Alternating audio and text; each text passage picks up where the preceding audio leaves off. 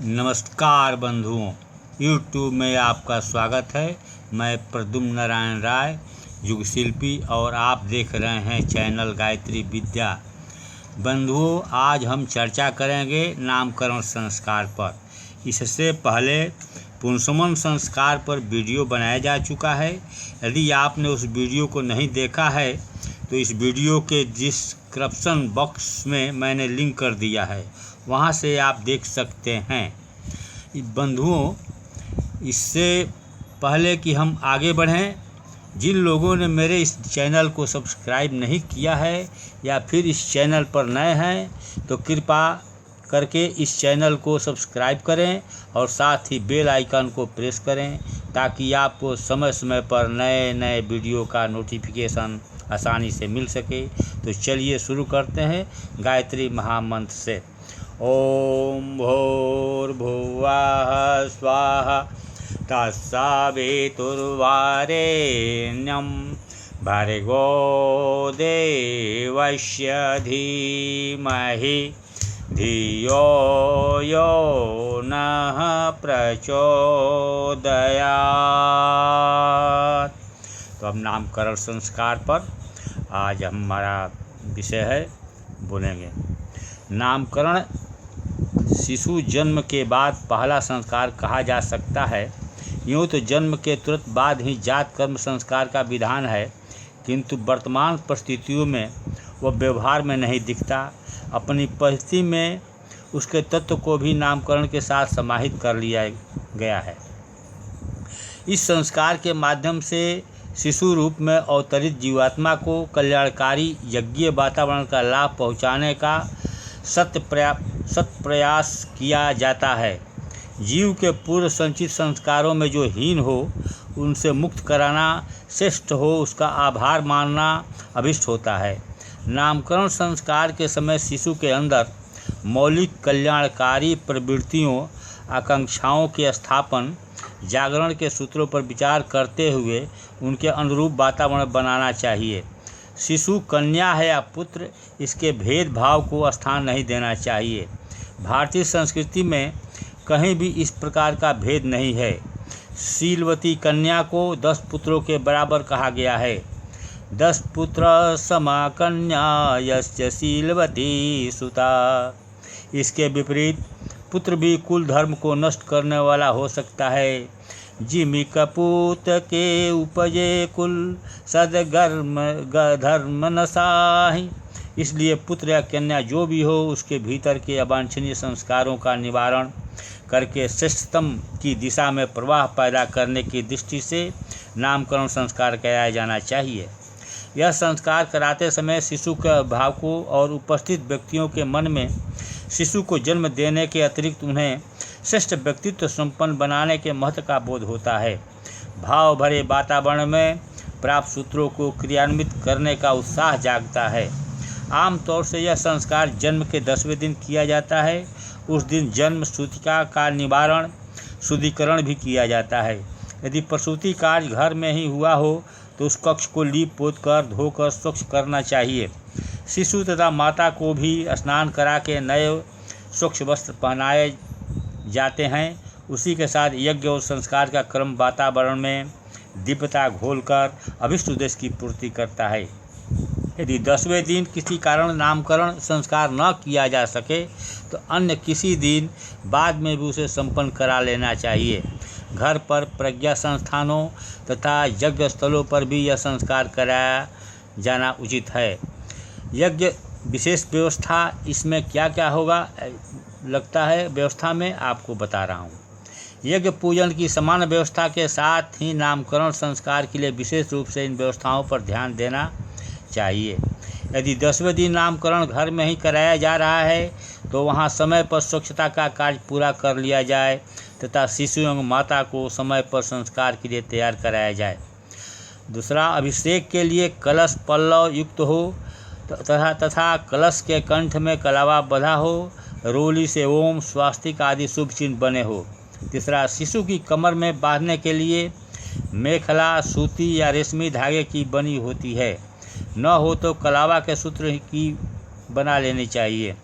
चौथा, मधुप्राशन के लिए शहद या चाटने के लिए चांदी की चम्मच, वह न हो तो चांदी की सलाई या अंगूठी अथवा स्टील की चम्मच आदि का प्रयोग किया जा सकता है।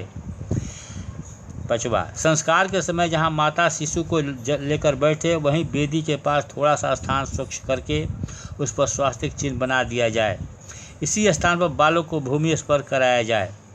छठा, नाम घोषणा के लिए थाली, सुंदर तख्ती आदि हो, उस पर निर्धारित नाम पहले से सुंदर ढंग से लिखा रहे।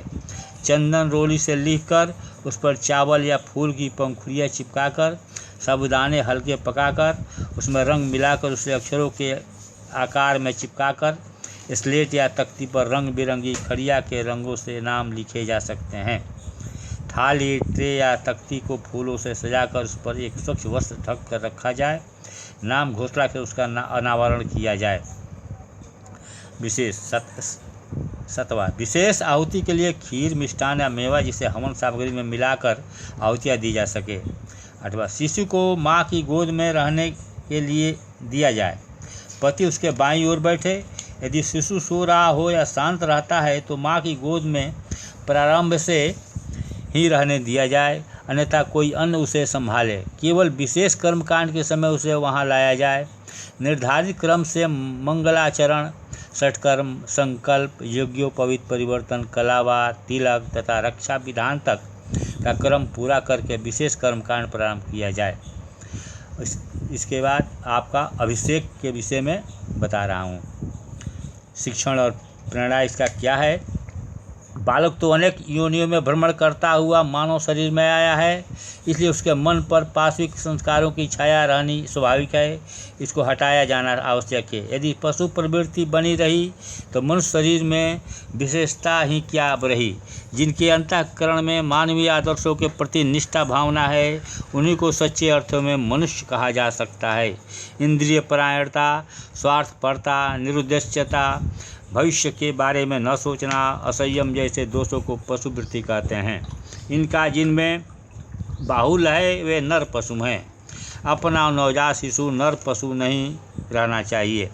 उसके चिर संचित कुछ संस्कारों को दूर किया ही जाना चाहिए। इस परिशोधन के लिए संस्कार मंडल में प्रवेश करते ही सर्वप्रथम बालक का अभिषेक किया जाता है। क्रिया और भावना इसका क्या है आप सुने।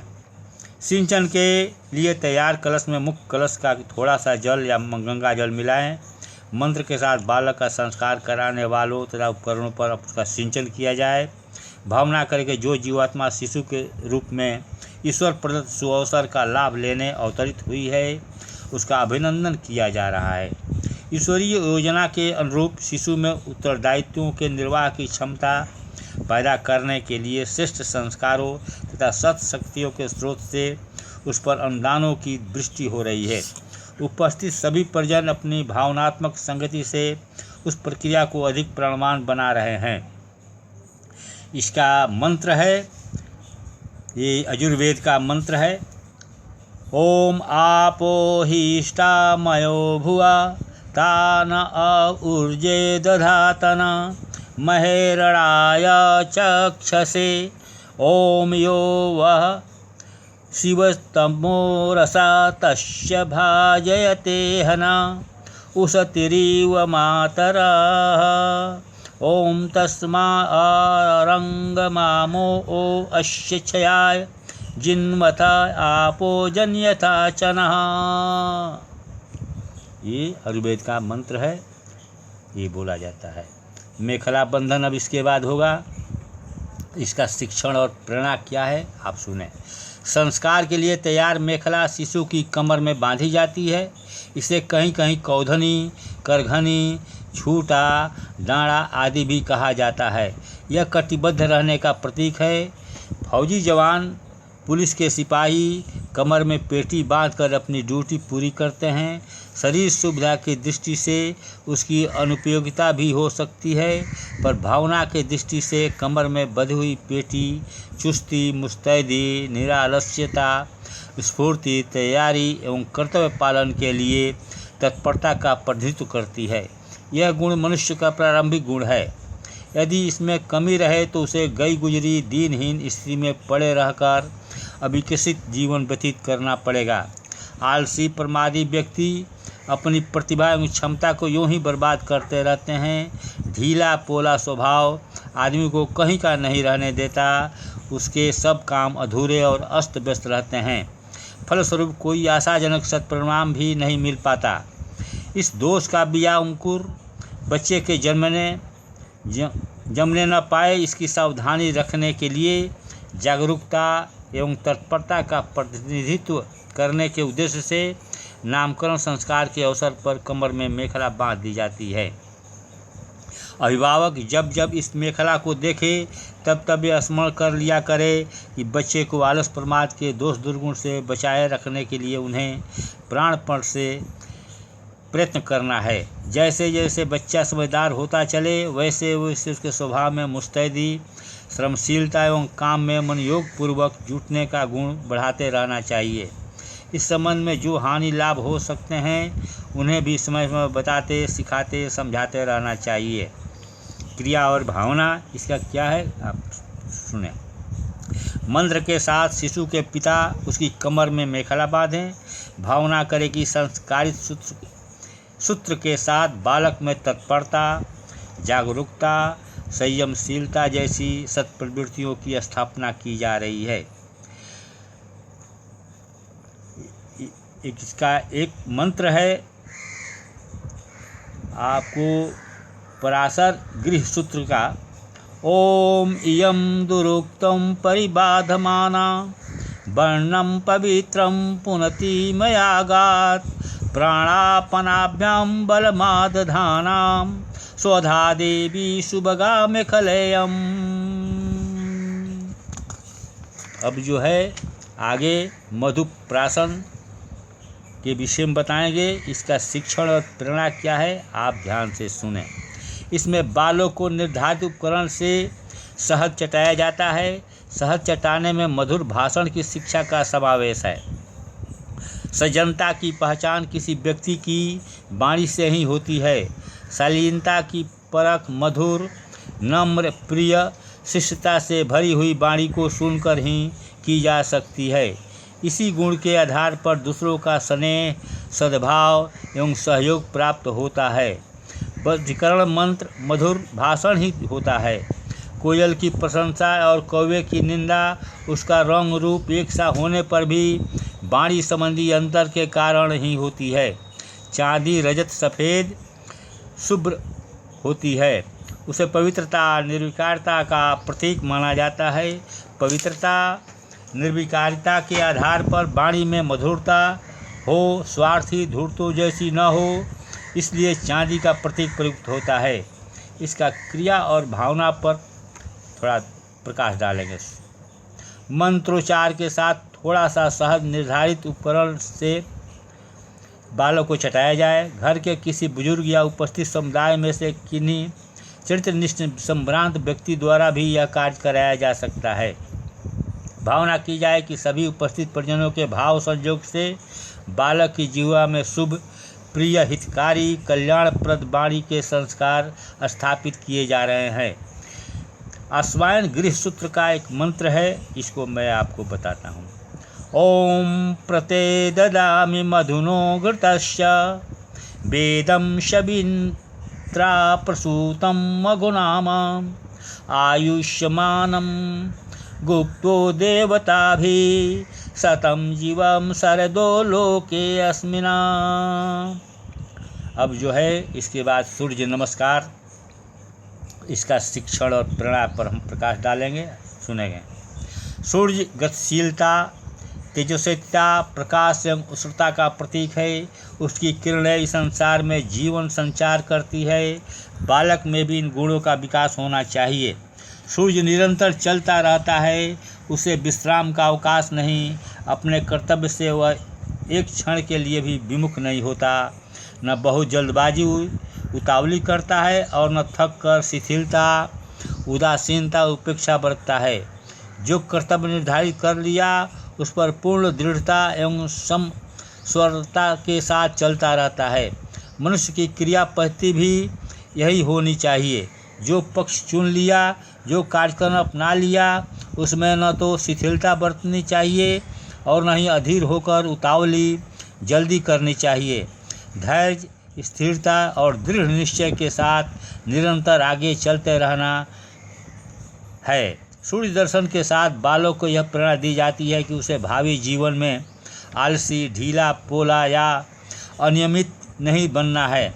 नियमितता, लगन, परिश्रम के द्वारा ही वह कुछ कर सकेगा।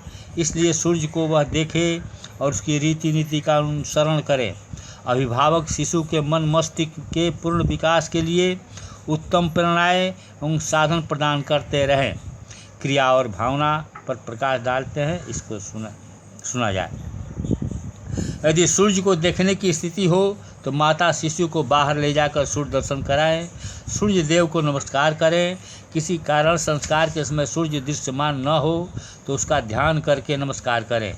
भावना की जाए कि माँ अपने स्नेह के प्रभाव से बालक में तेजस्विता के प्रति आकर्षण पैदा कर रही है। बालक में तेजस्वी जीवन के प्रति सहज अनुराग पैदा हो रहा है। इसे सब मिलकर स्थिर रखेंगे, बढ़ाते रहेंगे। इसका यजुर्वेद में इसका मंत्र है, ओम तक्षुर्देवहितं पुरस्ताक्षुक्रमुच्चरत पश्येम सरदा शतं जीव्यं सरदा शतं गुं शृणुयाम सरदा शतं प्रब्रवाम सरदा शतमदीना श्याम सरदा शतं भूयश्च सरदा शतात। अब इसके बाद भूमि पूजन स्पर्शन के विषय में मैं इसका शिक्षण प्रेरणा बतलाने जा रहा हूँ। बालक को सूतक के दिनों में जमीन पर नहीं बिठाते, नामकरण के बाद उसे भूमि पर बिठाते हैं। इससे पूर्व धरती का पूजन किया जाता है। प्रथम बार उस संपूजित भूमि पर बालक को बिठाते हैं। भूमि को लीप कर चौक पूरते हैं और उसका अक्षत, पुष्प, गंध, धूप आदि से पूजन करते हैं। भूमि को केवल मिट्टी ही न मानकर उसे देवभूमि, जन्मभूमि, धरती माता, भारत माता मानकर सदैव उसके प्रति अपनी श्रद्धा भक्ति का परिचय देना चाहिए। विश्व माता, प्राणी माता, भारत माता, धरती माता वही सम्मान होना चाहिए जो शरीर को जन्म देने वाली माता का होता है। अपनी सगी माता की तरह मातृभूमि की सेवा के लिए भी मनुष्य के मन में भावनाएं रहनी चाहिए। मातृभूमि विश्व वसुधा की रक्षा और सेवा के लिए जिससे जितना त्याग प्रयत्न बन सके करना चाहिए। देशभक्ति के मतलब समाज सेवा से ही है। देशवासी, साथी और सहयोगियों की सुविधा के लिए कुछ कार्य करना चाहिए। अपना पेट पालने, अपनी ही उन्नति और सुविधा चाहने की प्रवृत्ति ओछे लोगों में पाई जाती है।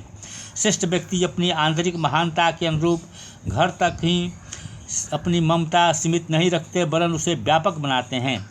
सुदूरवर्ती व्यक्ति भी अपने ही बंधु बांधव प्रतीत होते हैं और वसुधैव कुटुंबकम की निष्ठा जम जाती है।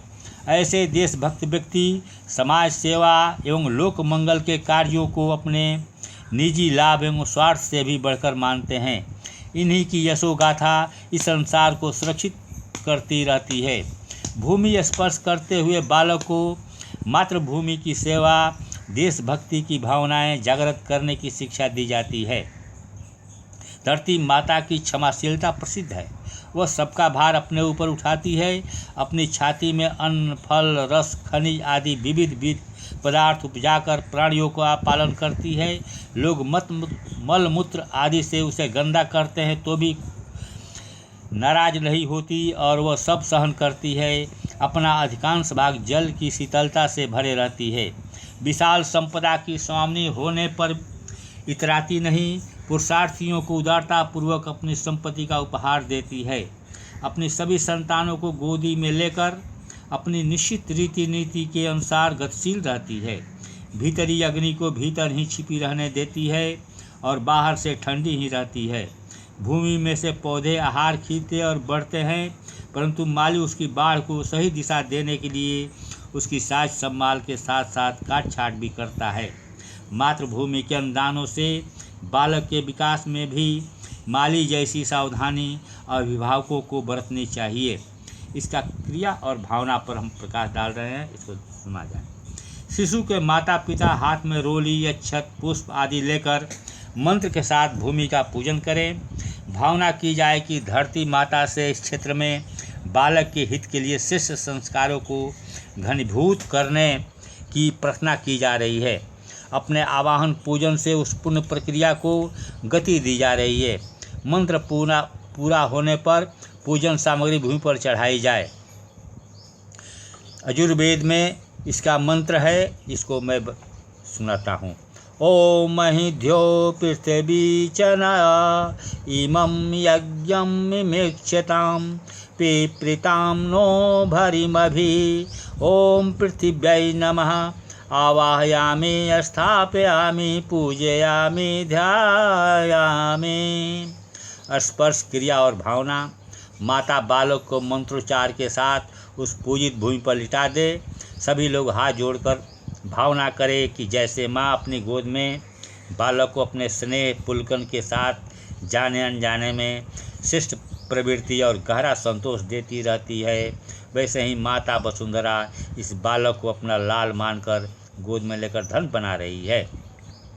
जो यजुर्वेद का ये मंत्र है, इसको सुना जाए। ओम शानो पृथिवीनो भवनान्रिक्षरा निवेशनी यक्षान शर्म सप्रथा अपनः सोऽसु च दघम्। अब इसके बाद नाम घोषणा, इसका शिक्षण और प्रेरणा पर प्रकाश डाल रहे हैं, इसको सुना जाए। यह एक मनोवैज्ञानिक तथ्य है कि मनुष्य को जिस तरह के नाम से पुकारा जाता है उसे उसी प्रकार की छोटी सी अनुभूति होती रहती है। यदि किसी को कूड़ेमल, घूरेमल, नक्षिदा, नत्थो, घसीटा आदि नामों से पुकारा जाएगा तो उसमें हीनता के भाव ही जागेंगे। नाम सार्थक बनाने की कई हल्की अभिलाषाएं मन में जगती रहती है। पुकारने वाले भी किसी के नाम के अनुरूप उसे व्यक्तित्व की हल्की या भारी कल्पना करते हैं, इसलिए नाम का अपना महत्व है। उसे सुंदर ही चुना और रखा जाए। बालक का नाम रखते समय निम्न बातों के ध्यान रखें। जैसे पहला, गुणवाचक नाम रखे जाएं, जैसे सुंदरलाल, सत्यप्रकाश, धर्मवीर, मृत्युंजय, विजय कुमार, तेज सिंह, सूर सिंह, विद्याभूषण, ज्ञान प्रकाश, विद्याराम आदि अनेक नाम है गुणवाचक।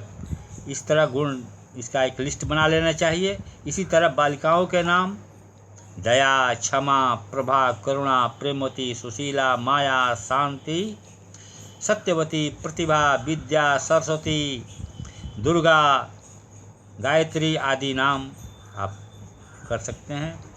महापुरुषों देवताओं के नाम पर भी बच्चों के नाम रखे जा सकते हैं। इसमें जैसे राम अवतार, कृष्णचंद्र, शिव कुमार, गणेश, सवितानंदन, विष्णु प्रसाद, लक्ष्मण, भरत, याज्ञवल्क्य, पराशर, सुभाष, रविंद्र, बुद्ध, महावीर, हरिश्चंद्र, ऋषि आदि अनेक महापुरुषों के भी नाम दे सकते हैं। लड़कियों के नाम कौशल्या, सुमित्रा, देवकी, पार्वती, दमयंती, पद्मावती, लक्ष्मी, कमला, सरस्वती, सावित्री, मदालसा, सीता, उर्मिला, अनसुईया आदि। प्राकृतिक विभूतियों के नाम पर भी बच्चों के नाम रखे जा सकते हैं, जैसे रजनीकांत, अरुण कुमार, रत्नाकर, हिमालय, घनश्याम, बसंत, हेमंत, कमल, गुलाब, चंदन, पराग आदि। लड़कियों के नाम उषा, रजनी, सरिता, गंगा, जमुना, मधु, त्रिवेणी, वसुंधरा, सुषमा आदि। लड़की और लड़कों के नामों की एक बड़ी लिस्ट बनाई जा सकती है। उसी में से छांट कर लड़के और लड़कियों को उत्साहवर्धक, सौम्य, प्रेरणाप्रद नाम रखने चाहिए। समय पर बालकों को यह बोध भी कराते रहना चाहिए कि उनका यह नाम है, इसलिए गुण भी अपने में वैसे ही पैदा करने चाहिए। इसका क्रिया और भावना सुना जाए। मंत्रोच्चार के साथ नाम से सज्जित थाली या तख्ती पर से वस्त्र हटाया जाए, सबको दिखाया जाए। यह कार्य आचार्य या कोई सम्मानीय व्यक्ति करे। भावना की जाए कि यह घोषित नाम ऐसे व्यक्तित्व का प्रतीक बनेगा जो सबका गौरव बढ़ाने वाला होगा। इसका आश्वायन गृहसूत्र का एक मंत्र है, इसको मैं बताता हूँ।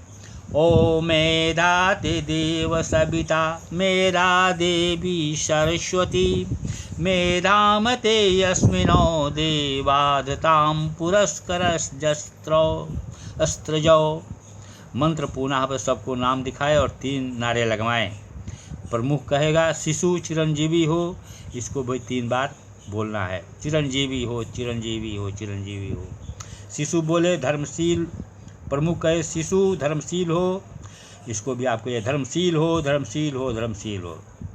शिशु प्रगतिशील हो प्रगतिशील हो प्रगतिशील हो प्रगतिशील हो 3 बार। और परस्पर परिवर्तन, इसका प्रेरणा और शिक्षण ये है, माता अपने रक्त मांस से उदरस्त बालक के शरीर का निर्माण करती है, अपना श्वेत रक्त दूध पिलाकर उसका पालन करती है, इसलिए इस उत्पादन में उसका श्रेय अधिक है। बालक माता के समीप में अधिक रहता है, इसलिए उसके क्रियाकलापों एवं भावनाओं से प्रेरणा भी अधिक देता है। यह बात ठीक है, पर साथ ही यह भी निश्चित है कि अकेली माता उसका सर्वांगीण विकास कर सकने में समर्थ नहीं हो सकती। आहार, चिकित्सा, खेल, शिक्षा, संस्कार आदि का बहुत कुछ उत्तरदायित्व परिवार के अन्य लोगों पर भी समान रूप से है। इस परिवर्तन की क्रिया द्वारा घर के सभी लोग क्रमशः बालक को अपनी गोदी में लेते हैं और यह उत्तरदायित्व अनुभव करते हैं कि इस बालक के स्वस्थ विकास में सभी शक्ति भर योगदान करेंगे। बेशक माता के बाद अधिक उत्तरदायित्व पिता पर आता है, पर घर के अन्य सदस्य भी उससे मुक्त नहीं रह सकते। साझे की खेती की तरह बालकों के निर्माण में घर के सब लोगों का समान योगदान रहना चाहिए। क्रिया और भावना पर प्रकाश डाल रहे हैं, सुना जाए। मंत्रोच्चारण प्रारंभ के साथ माता बालक को पहले उसके पिता की गोद में दे, पिता अन्य परिजनों को दे। शिशु एक दूसरे के हाथ में जाता स्नेह दुलार पाता हुआ पुनः माँ के पास पहुँच जाए। भावना की जाए कि बालक सबका स्नेह पात्र बन रहा है, सबके स्नेह अनुदानों का अधिकार पा रहा है। अब जो है इसका एक मंत्र है यजुर्वेद का, ओम मत सुमंगला नामान गुं हवयति बहुकार श्रेयस्कर भूयशस्करे करेत ओम य एव वन्नामा भवति कल्याण में वैतन्मानुष्यी वाचो बदति। अब लोक दर्शन पर प्रकाश डालेंगे, शिक्षण और प्रेरणा। कोई वयोवृद्ध व्यक्ति बच्चे को गोदी में लेकर घर से बाहर ले जाते हैं और उसे बाहर का खुला संसार, खुला वातावरण दिखाते हैं। बालक घर में ही कूप मंडूक न बना रहे, वरन वह जगती के विस्तृत प्रांगण में भी अपने को गतिशील बनाए, प्रकृति की गोद में रहे, विशाल वातावरण में बढ़े। इसके लिए बाहर खुले वातावरण में उसे घुमाया जाता है। विनोद, क्रीड़ा एवं ज्ञान संवर्धन द्वारा सर्वांगीण विकास का द्वार खोला जाता है। यह संसार विराट ब्रह्म है, इसे प्रत्यक्ष परमेश्वर समझना चाहिए। भगवान राम ने कौशल्या और काकभूषुंडी को एवं भगवान कृष्ण ने यशोदा तथा अर्जुन को विराट रूप दिखाते हुए विश्व ब्रह्मांड का ही साक्षात कराया था। जो इस जगत को ईश्वर की विशाल शक्ति के रूप में देखने लगा, समझना चाहिए कि उसने ईश्वर का दर्शन कर लिया। क्रिया और भावना, इस पर प्रकाश डाल रहे हैं, सुना जाए। मंत्रोच्चारण के साथ नियुक्त व्यक्ति उसे गोद में उठाए, खुले में जाकर विभिन्न दृश्य दिखाकर ले आए। भावना की जाए कि बालक में इस विराट विश्व को सही दृष्टि से देखने, समझने और प्रयुक्त करने की क्षमता देव अनुग्रह और सद्भावना के सहयोग से प्राप्त हो रही है। इसका यजुर्वेद का एक मंत्र है, इसको सुना रहे हैं। ओम हिरण्यगर्भ समवर्तताग्रे भूतस्य जाता पतिरेकयासीत् सदाधार पृथ्वीं द्यामूते माम कस्मै देवाय हविषा विधेम। इसके बाद अग्नि स्थापन से लेकर गायत्री मंत्र की आहुतियाँ पूरी करने का क्रम चलाया जाए, तब विशेष आहुतियाँ दी जाए। विशेष आहुति, इसका क्रिया और भावना। हवन सामग्री के साथ निर्धारित मेवा, मिष्ठान, खीर आदि मिलाकर 5 आहुतियाँ नीचे लिखे मंत्र से दी जाए। भावना की जाए कि विशेष उद्देश्य के लिए विशेष वातावरण का निर्माण हो रहा है। ऋग्वेद का एक मंत्र है, इसको मैं बता रहा हूँ इसके। ओम भूर्भुवः स्वः अग्निर्ऋषि पवमानः पांचजन्य पुरोहित तमिमहे महागम्यं स्वाहा इदमग्ने पवमानाय इदं न मम। बाल प्रबोधन, शिक्षण और प्रेरणा। शिशु के विकास के लिए जितना आवश्यक है स्नेह दुलार है, उतना ही आवश्यक है उसे समयानुसार उद्बोधन देना। यह नहीं सोचना चाहिए कि बालक क्या समझता है, यह बड़ी भ्रांति है। समझने समझाने के लिए भाषा भी एक माध्यम है, पर वही सब कुछ नहीं। स्नेह, स्पंदनों और विचार तरंगों के सहारे मनुष्य अधिक गहराई से समझता है। भाषा भी उसी को स्पष्ट करती है। बालक भाषा न भी समझे तो भी मूल स्पंदनों से प्रति वह संवेदनशील होता है। अपने मनोरंजन खींच की प्रतिक्रिया स्वरूप उसके साथ पूर्ण वार्तालाप नहीं करना चाहिए। उसे संबोधित करके प्रबोधन देने का शुभारंभ इस संस्कार के समय किया जाता है, जिसे विचारशीलों हितैषियों द्वारा आगे भी चलाते रहना चाहिए। आचार्य बालक को गोद में ले उसके कान के पास नीचे वाला मंत्र बोले। सभी लोग भावना करें कि भाव भाषा को शिशु हृदय कर रहा है और श्रेष्ठ सार्थक जीवन की दृष्टि प्राप्त कर रहा है। ओम सुधो असि बुधो अस्ति निरंजनो असि संसार माया परिवर्जितो असि संसार मायां त्यज्य मोह निद्रां त्वां सद्गुरुं शिक्षयति सूत्रम। प्रबोधन के बाद पूर्णाहुति आदि विशेष पूरा किया जाए। विसर्जन करके अभिभावक का छत तिलक आदि से आशीर्वाद दे और मंगलाचरण का मंत्र के साथ अक्षत पुष्पवृष्टि करते रहें। हे बालक आयुष्मान आशीर्वचन। हे बालक तुमाशुमान वर्चस्वी तेजस्वी श्रीमान भूयाः। अब ये जो है ये आपको नामकरण संस्कार बंधु आज का वीडियो यहीं तक है। इस वीडियो को अंत तक देखने के लिए बहुत बहुत धन्यवाद। यदि ये वीडियो पसंद आई हो तो लाइक एंड कमेंट्स करना ना भूलें। साथ ही अपने दोस्तों में ज़्यादा से ज़्यादा शेयर करें ताकि उनको भी लाभ मिल सके। बंधुओं अगले वीडियो के साथ बहुत जल्द मिलेंगे। तब तक के लिए जय हिंद, जय भारत माता, जय गायत्री माता।